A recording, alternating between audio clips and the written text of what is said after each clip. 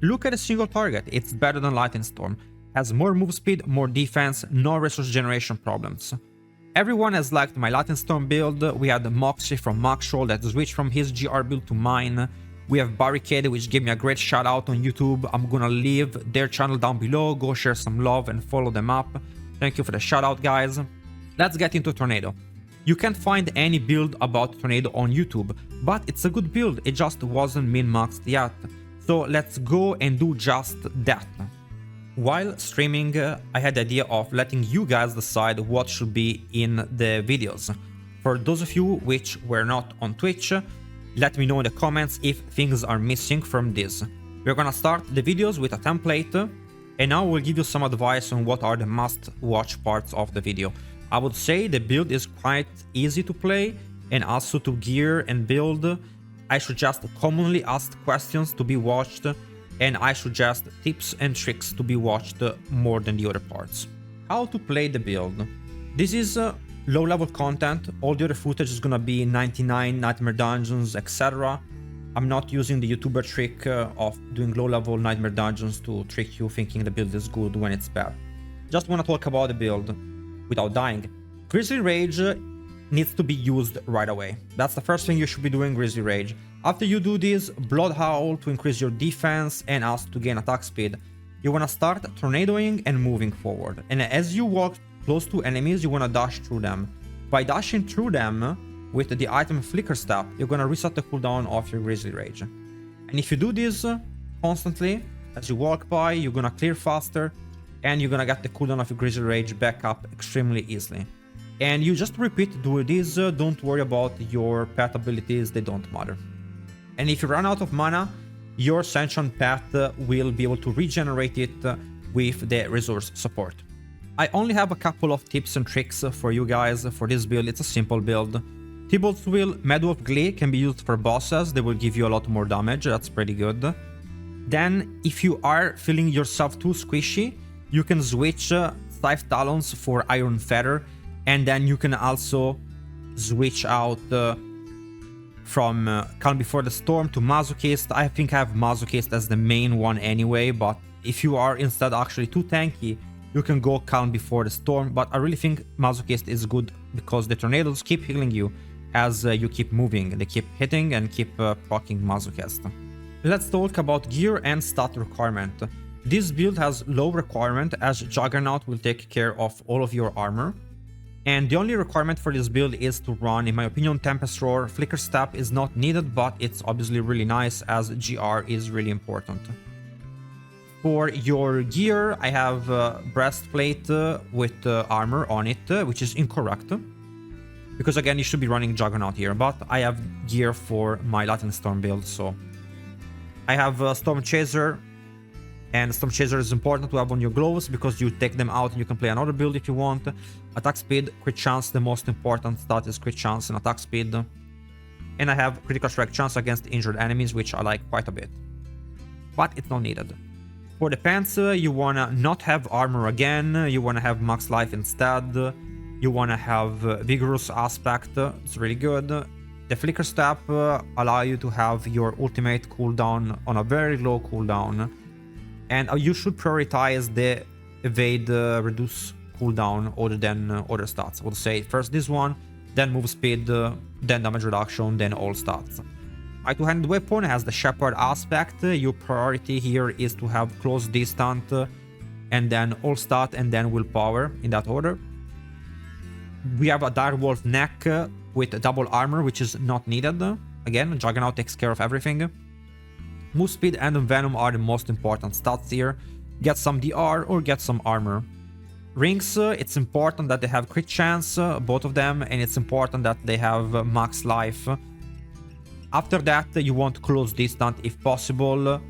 This one is the more perfect ring I have. I need to reroll it a bit better. In terms of aspect, I have Grizzly Rage on the necklace. I have Retaliation and Were Beast here on the ring.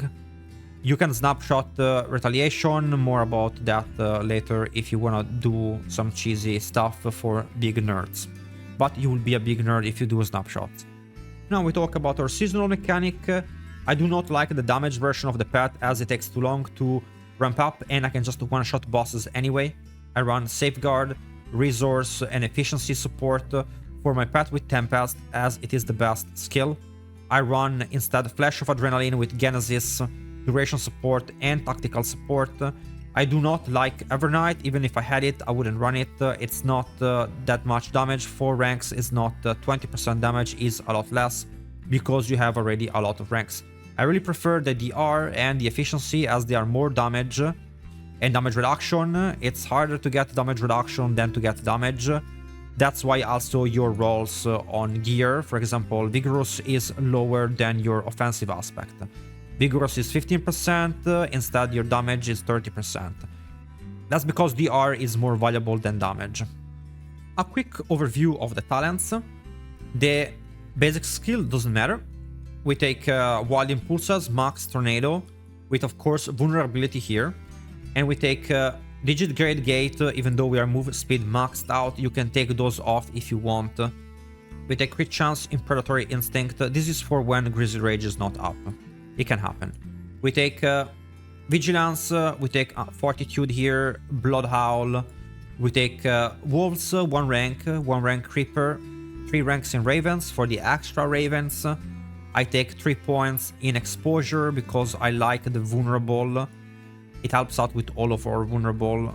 Full points in Venom, full points is low. I like the Toxic Claw for poisoning. Circle of Life, Defiance. If you want to remove the move speed, you can add Resonance and it will give you 6% more damage. I like to take 3 points in Unrestrained, as we do not have Unstoppable for full time. I take full points in Grizzly Rage, the Fortify is nice. My Keystone passive is Ursin Strength. It's 20%, 25% damage, and in my opinion is better than to run Lupin Ferocity or to run Perfect Storm, as we do not have resource generation problem in this build. A quick overview of the Paragon. I'm not gonna go too much into details. I know you guys hate it. We start with Territorial. We then take Exploit. Exploit is because you really want to apply your vulnerability as soon as possible, because your Tornado need time to vulnerable enemies. This takes care of that. Of course, we want to take full points here for more damage. Thunderstruck.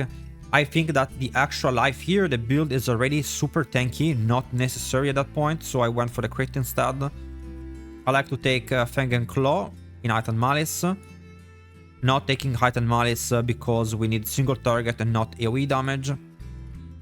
Here I go for Spirit. It's a great dex board on Constricting Tendrils.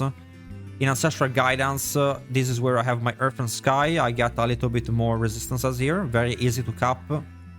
And on the last board, a classic Last for Carnage with Werewolf. With all of that, I can run 2 Skulls and still be resistance capped, which I find very good. The Spirit Boon are a little bit more interesting this time. We do run the obvious Wariness. A little bit of a choice here on the Stag. We can take Crit Chance or we can take Max Life if you prefer to have more Max Life, more defense, or even take more attack speed if you like to get more dashes through.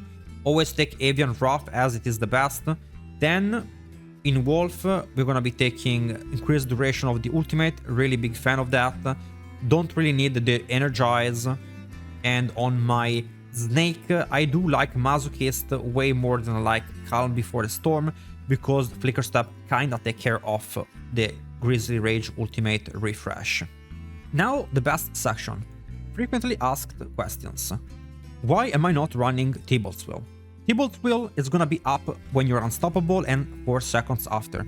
With Grizzly Rage, we're gonna be unstoppable for 6 seconds, then we get 4 seconds, it's 10 seconds, meaning that it's not worth for us to run, because this 40% damage is diluted during the duration of Grizzly Rage, which is longer than 10 seconds. Instead of doing this, I'd rather have a Rare Pants with a lot of DR, and then run a more offensive Paragon board. Overall, that is a more effective way to spread your stats. The other question would be, why am I running with Grizzly Rage and not running with Bulwark? Because Tornado is a very expensive skill for 44 mana cost. Without running Direwolf Aspect, the build suffers from heavy problems of resource generation, meaning that running Grizzly Rage is the superior choice, which then makes running Bulwark Symbiotic not as efficient, so we don't run that. Next question I get a lot is about Starless Sky. Why is this not best in slot? It's a good question. It has a 40% damage multiplier. You'd think it's better than Retaliation, but it's not. Let's go over why it's not. We have Lucky Hit Chance, which we do not use. Instead, we are losing a max rolled roll, which is about 15% HP. Very hard to get HP back from the Paragon or other places. Very expensive, meaning that we are gonna be losing a lot of resources to get that HP back. Now we have core skill damage, critical strike damage, which are not best in slot stats for us, as we desire close damage and distant damage instead. That makes for a stronger Thunderstruck legendary node. Right now our Thunderstruck is really strong because of that.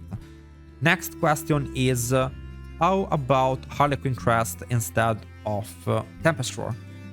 Well, you can't run that because if you use Grizzly Rage, you are not going to be able to cast tornadoes without Tempest Roar. So you cannot run Harlequin Crest. Can I run instead my pet with Evernight? No, because crit chance is better, resource support is needed, and 15% defense here is more valuable than the extra damage you get from Evernight. It's easier to get more damage from the Paragon board than to get more tankiness, meaning that it's more valuable to have the 15% damage reduction. Last question would be, why am I running not running Avaharion? Can I run Avaharion? It's fun. It can be possibly be very good in vaults. My change would be you take out Shepherd from here and you put it on your Retaliation ring instead. And you're gonna have a more fun build, cool build. Try it out, let me know if you like it. Next question would be Madwolf Glee. Madwolf Glee, a great item. Can you run this? Yes, you can. You're gonna be doing a little bit more damage. Just make sure that your Juggernaut is gonna be on your pants and not on your chest. A little bit more squishy, a little bit more damage. I like to use this on bosses, but I do not find the need of running this in dungeons, as we are move speed capped anyway. For Elixir, I would suggest the 16% attack speed potent assault elixir, as it is incredibly cheap to craft and the attack speed is a very good damage multiplier for us, but not really needed to run elixir. The best one though will be the crit chance from the Helltides. Snapshots for the build. If you run snapshots, you are a sweaty nerd. What you can snapshot in this build is Retaliation, and also if you want you can snapshot Vigorous Aspect. Those are the two aspects that you can snapshot here. Snapshotting Rampaging War Beast doesn't make any sense.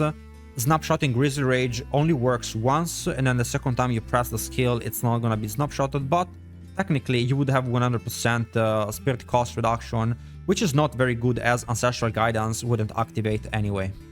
My final thoughts for the build is that it's a strong S tier build for Druid. Not gonna compete with Barbarian as they are completely broken, but in terms of this versus Lightning Storm, very comparable times. This is a lot tankier, more healing, and honestly I think easier to play. A lot of people I think will have a better time on this build than on Lightning Storm. Hope you guys enjoyed the video, see you on the next one.